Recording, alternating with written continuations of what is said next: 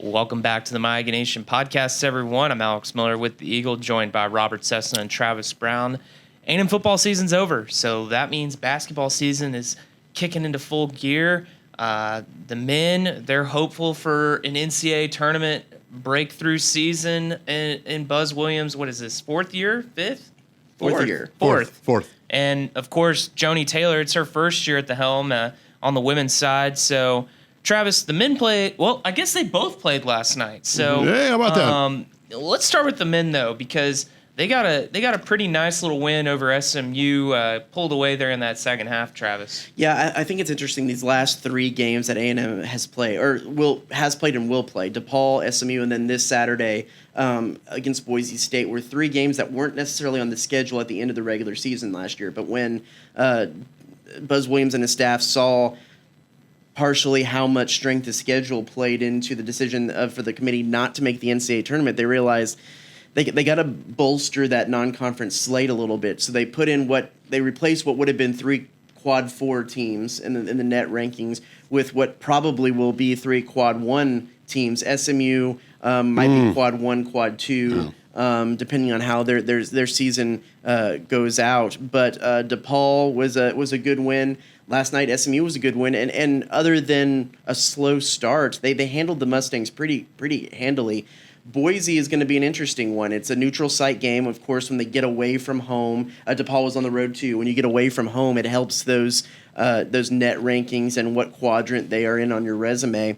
But Boise is a neutral site game and an offense that's really unique, really different. A team that Buzz Williams said, the reason they were able to schedule them is not a lot of teams want to play them because of how different their look is. It should be another quadrant 1 game, and it'll be that final test. So, kind of what I asked Buzz last night was, it's a little bit of a risk to go in and change your schedule to add more, to add better teams in non-conference to help kind of bolster that schedule. And for as much of a risk as it was, it's rewarded them so far. They also seem like they've been able to rebound over those 2 losses that they suffered in Myrtle Beach that were not necessarily great. The thing about it though too is they haven't done well in these early season tournaments since Buzz has been here. But this is probably the best competition that they've faced in one of those conferences. So,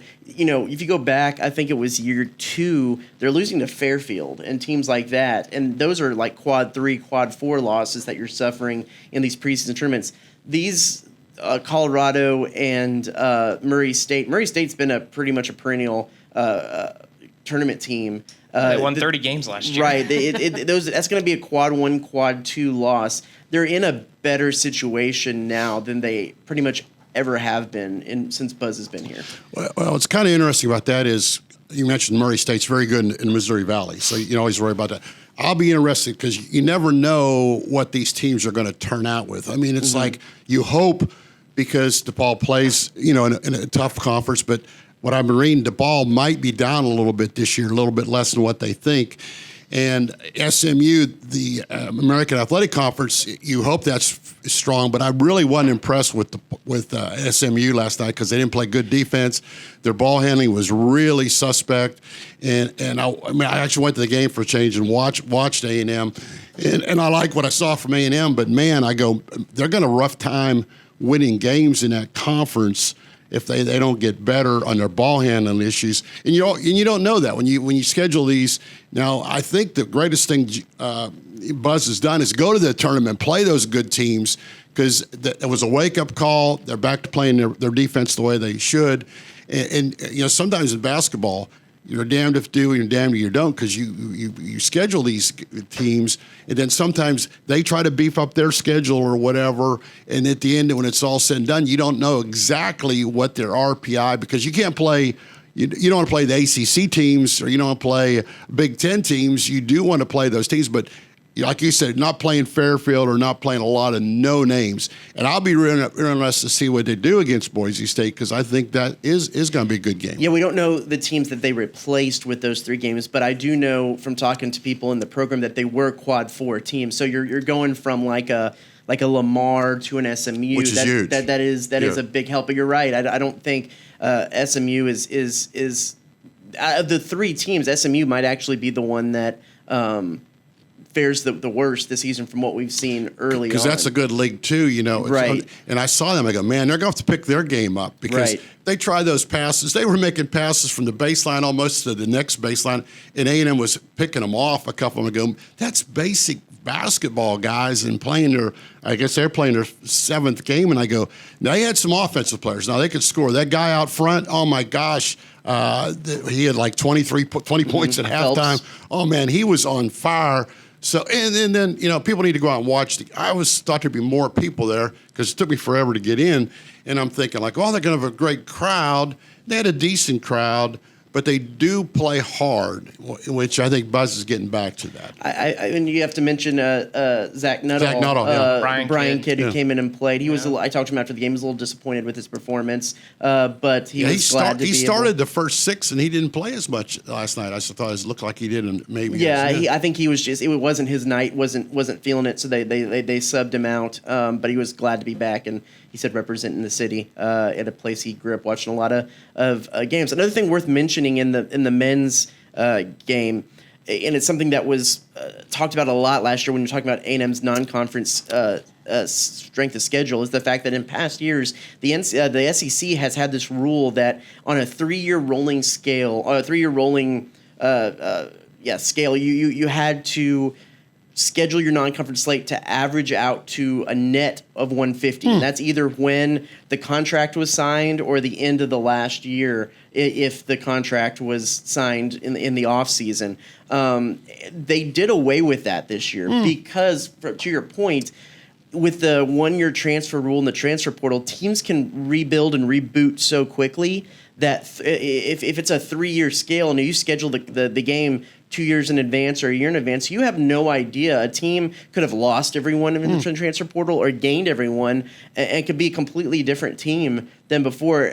So that was also built when the RPI was the main metric. And net works just a little bit differently. So as Buzz was saying, it's a little bit of an antiquated system. They did away with it, but they hired HDI, which is an analytics company that A&M has used to help scout and not only self-scout, but scout other teams. The SEC actually hired them to help consult with teams on schedule building to make sure that their strength of schedule is something that the committee would like to see. So that's kind of the route they went. A little bit interesting change this year when it comes to that strength of scheduling in the non-conference. And Buzz added some new players, and you watch a little bit more of that Marble kid. He looked pretty impressive to me for a little bit, and he looks like he's maybe even have more depth this year for A&M. I don't know. In that game last night, this is what my story was on. That game, I think a lot of A&M season is going to ebb and flow with how Henry Coleman was. He started the game 0 for 4. And he was not good at Myrtle Beach. The first two Myrtle Beach games, he went 1 for 6, I think, against Murray State. Buzz Williams said they've had a conversation about him just kind of trying to play outside of himself too much, being a little too sped up. He played a lot better in DePaul, and Buzz even said that before the game they talked about him playing a little bit more within himself, not so sped up, and he still went out there and played a little bit outside of himself. Went 1 for 4, went 0 for 4, missed 3 bunnies, three easy shots early. Buzz pulled him and said, "Listen, slow it down." And after that, he was pretty good. Finished with 23 points and didn't have as much problems up close. But A&M does finish, I believe it was 15 for 24 on layups last night. They need a little bit more from their posts. They need to be a little bit more efficient on those closed shots. But they also need Henry Coleman to be the weight of this team in efficiency in his score. He doesn't need to put up 23 points every game. He needs to be efficient in the shots that he takes. Well, think about going back to last year when A&M was going on that run. Coleman was at his best, especially like in that SEC tournament. The performance he had against Florida, the performance he had against Auburn. I mean, he was playing out of his mind. So, I mean, he had a big night last night, and then. Travis, something I'm curious about, too, is, Steve's kind of mentioned all the new guys. How are some of these, new pieces like Marble, like Dexter Dennis, even a freshman like Solomon Washington kind of fitting into this puzzle after A&M kind of brought back a good core nucleus from that NIT final team last year. I think it's going to be interesting to see because they've all had their moments. I think if you looked at the exhibition game, the first game of the season, it seemed like Solomon Thomas was going to be the guy. I mean, he was the leading point scorer, I think, in the exhibition game, if I'm not mistaken, and he was the number one player out of Louisiana. He looked like he was going to be an instant impact guy. And as the season's gone on, he's kind of struggled for traction a little bit.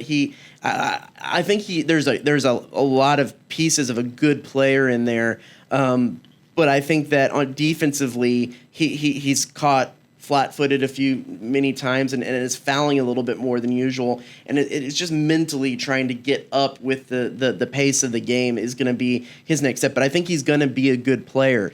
But if you look at what they've done so far this season, Julius Marble has been the standout of a guy who's been able to step in. Buzz Williams even said with what he does in the post and kind of in that more traditional forward post role, he actually has been played a little bit more under control than Henry Coleman has.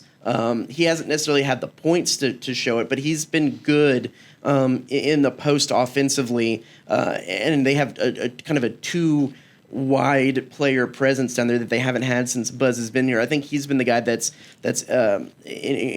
associated himself the quickest. Dexter Dennis is there. He's more of a defensive ad. He's not going to necessarily add a ton, even though he's shot from three-point range decently in times of the games. He's going to be more of that defensive ad, so he's going to have his situations in the game where he's going to step up. But it's really been the returners. It's been Coleman. It's been Tyrese Radford. It's been Wade Taylor that have stood out and carried this team the most. And if you ask Buzz about his rotations, where he wants to be with the starting lineup, I don't think they're there yet. I think that there's still some guys that are trying to figure out where they're going to be in the role that they're going to play on this team. And so it is going to be interesting to see as they move forward through these last few non-conference games if they can kind of get some of those guys solidified into their roles heading into conference play. Yeah, one more I wanted to ask you, point guard's a position that's kind of just been, a rotating position throughout Buzz's tenure.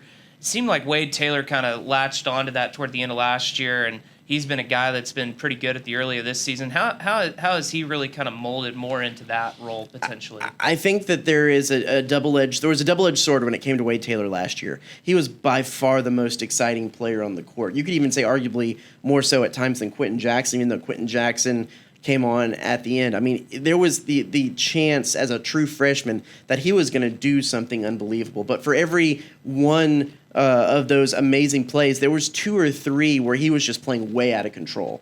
He would bad live ball turnovers, shots he shouldn't have necessarily been taking. And so that was that kind of immaturity. I think, even though I think his actual turnovers per game this year might be just a tick higher than it was by the end of the season last year, he's playing way more under control. He's making the smart decisions. He's not throwing up wild shots. He's fewer.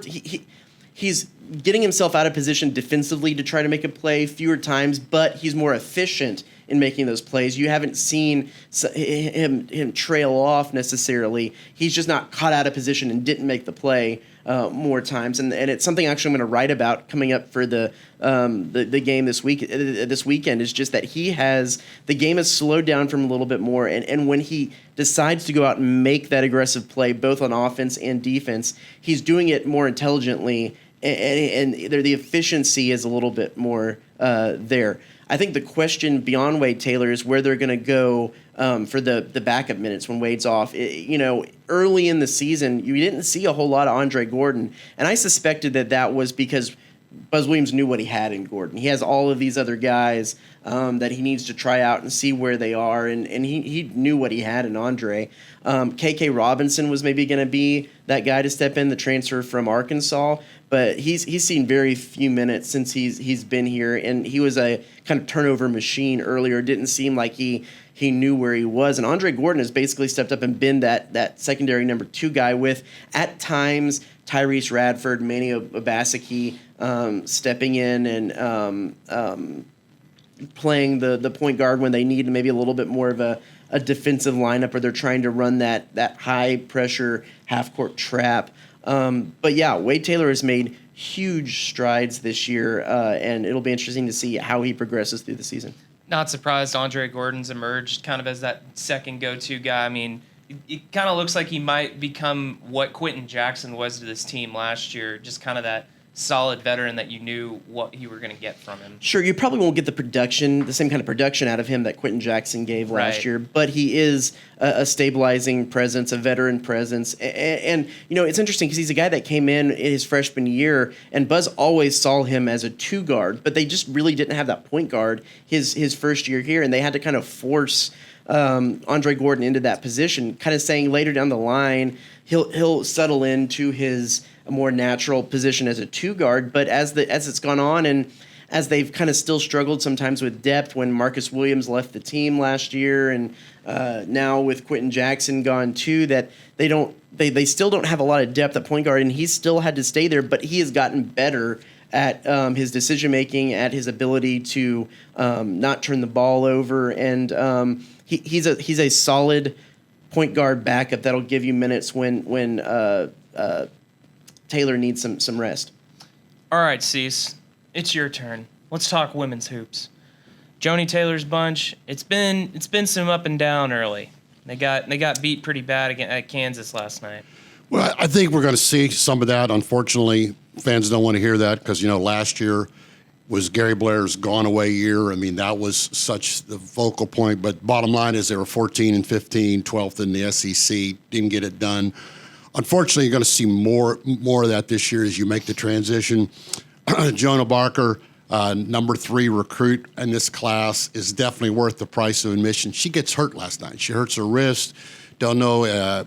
Joni Taylor said afterward in postgame it could be some kind of muscle deal in there. They're waiting to see what happens. But without her, 14 points, like 7 rebounds, they go way down. And Cindy Bowles is a good freshman. They also got Roby hurt last night. She's one of the 3 players inside. This, even without those players, was 32-26 at halftime at Kansas. Kansas is going to make the tournament again. They bring everybody back from the 21-10 team that made the tournament. But A&M only scored 16 points in the second half. They just get drove, and that's the problem when you're young and turning over. You're also in the SEC where you have a lot of top-heavy teams. They're picked 11th. It's not what fans want to hear, but it's going to be a learning process. You look in the SEC, I don't know where they're going to get wins, but the good and bad about last night was it was 32-26 at halftime. Kansas was playing pretty good. You're down by 6 at halftime. You go out in the second half, you lose by 30. It's a little bit like talking about that A&M football team. Oh, my gosh, you don't look like you're that far. Then all of a sudden you lose by 36. And you go like, whoa. And they went to Duke. After 3 quarters, they were down by 25 at Duke. Duke's a nice team, probably going to make the tournament. Then Duke turns around and loses by 25 to Connecticut. So you look at how far you're away, where A&M was just there 3 years ago, literally could have maybe won the national championship, a number 1 seed. And now, 2 seasons later, you're probably not going to make the tournament. That's how fast it can change. And we don't live in a basketball town, let's be honest. I mean, Buzz is going to have to win games for people to come out. Joni's not going to win games other than the blue hairs. It's going to get tough to get people. Crowds have been nice for the 2 games I went. I know Travis went to 1 and has that Gary holdover, but it's going to be tough. But Joni takes no excuses. She said after the game, we got to play better than that. We got to be better than that. And she has high aspirations. She already signed a number 1 player for next year. So she's a good recruiter. She's also a good coach. She just might not have enough talent and experienced talent right now. Yeah, Joni's in that kind of similar situation that maybe the football team was in this year, that they brought in a really great recruiting class, but that the talent is young. And it's a little bit inexperienced, and even their top player, one of their good players, has been hurt up until. Mike Cord. Is there Mike Cord? I don't know my roster in front of me. Yeah. They have one of the freshmen, but she was the 3rd in the pecking order. Don't get me wrong. Right. You could use help because suddenly, as I mentioned, you get beat by 36. What do 10 points do? Well, you lose by 26. You're right, Travis. They need her. They need all those. And sometimes when it's gone bad, like she loses 2 of her starters, in the first half to injuries. When it's gone bad, we saw that in football. It just, and you hope, we saw this in soccer. Soccer was bad, last year, and this year they weren't much better. Sometimes you get in these ruts. and you accept winning because the women's program won for like 15 years under Gary, and it didn't win his last year, and you go, man, you can lose it quick.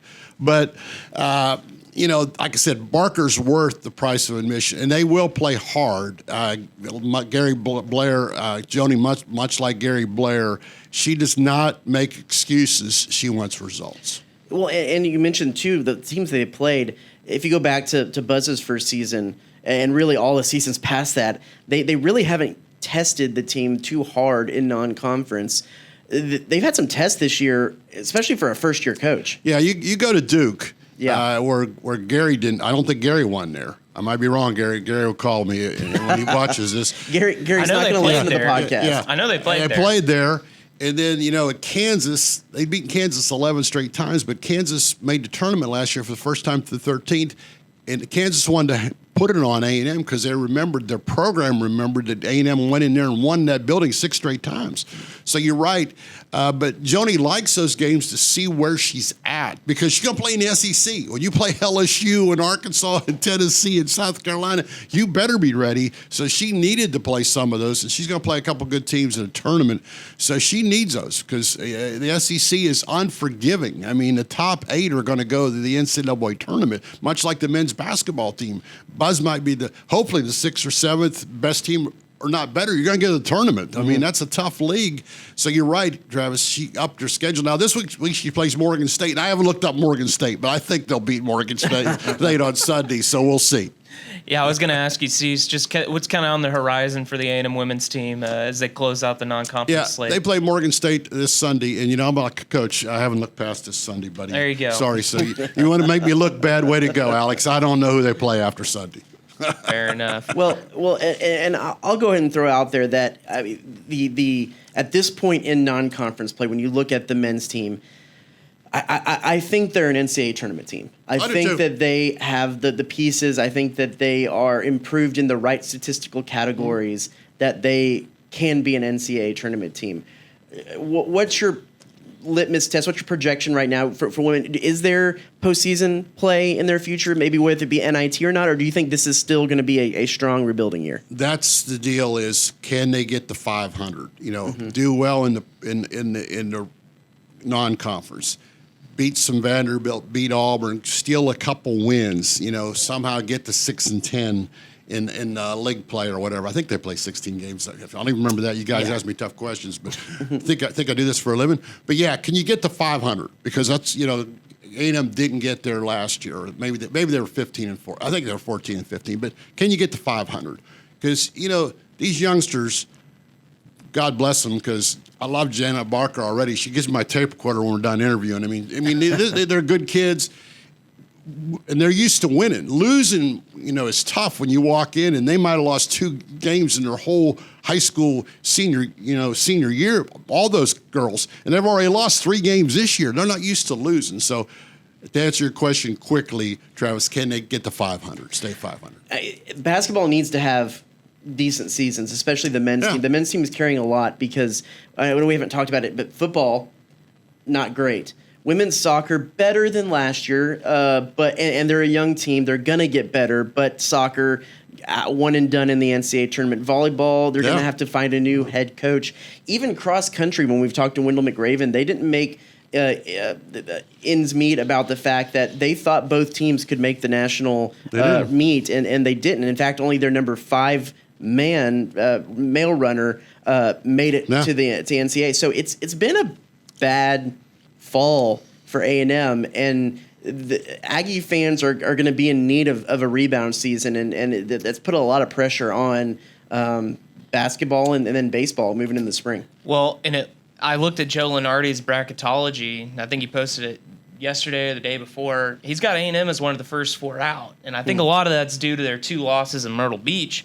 But if they go and beat Boise State, you start thinking that was more of just a bad couple days where they got run out of the gym real quick on a couple bad halves, and the team's starting to play more consistent, starting to find its way. We'll know where the men's basketball team is in mid-December when they go to Memphis and play. That's Memphis is for call. sure going to be a tournament team, and that'll be a good test of where A&M is because that'll be playing against the field. Yeah, Travis wants to be traveling again in March. I'm probably not going to be traveling in March, and that's no Marriott points. So Cease will not be happy, but maybe I'll give my card to Travis when he's gone with Buzz. Nope, I'm going to take those Marriott points. All right. Well, check theeagle.com for all of our coverage on A&M men's and women's basketball. And, hey, maybe the Aggies hire an offensive coordinator the next week. We'll find out. So until then, for Travis Brown, yeah, he's here, and Cease is over here. I'm Alex Miller. We'll see you next time.